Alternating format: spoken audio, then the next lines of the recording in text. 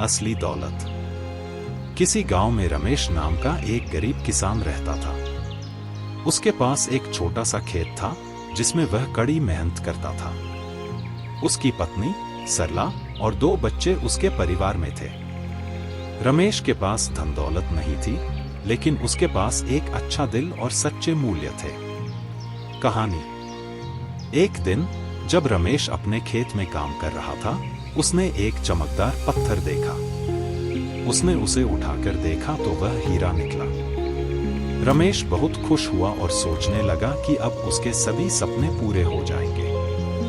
वह उस हीरे को लेकर घर आया और सरला को दिखाया। सरला ने हीरा देखकर कहा, यह तो बहुत बड़ा और कीमती हीरा है।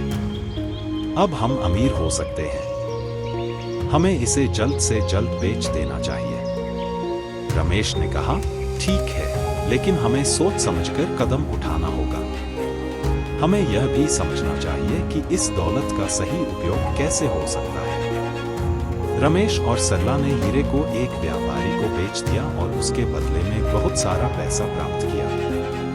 वे अब अपने जीवन को आरामदायक बनाने लगे। उन्होंने एक बड़ा घर खरीदा और अपने बच्चों को अच्छे स्कूल में दाखिला दिलाया। कुछ समय बाद रमेश को एहसास हुआ कि पैसे ने उनके जीवन को बदल तो दिया है, लेकिन उनके मन की शांति कहीं खो गई है।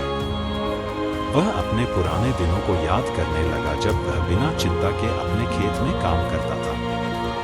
एक दिन रमेश ने अपने बच्चों को देखा कि वे छोटे छोटे कामों के लिए नौकरों पर निर्भर हो गए थे। उन्हें समझ नहीं आ रहा था कि मेहनत और संघर्ष क्या होता है। रमेश ने फैसला किया कि वह अपने बच्चों को असली दौलत का मूल्य समझाएगा। उसने अपने बच्चों को खेत में काम करने के लिए ले जाया और उन्हें सिखाया कि मेहनत और ईमानदारी ही असली दौलत है। उसने उन्हें बताया कि अगर वे जीवन में सफल होना चाहते हैं तो उन्हें मेहनत और संघर्ष करना होगा। रमेश की यह सीख उसके बच्चों के दिल में गहराई तक बैठ गई।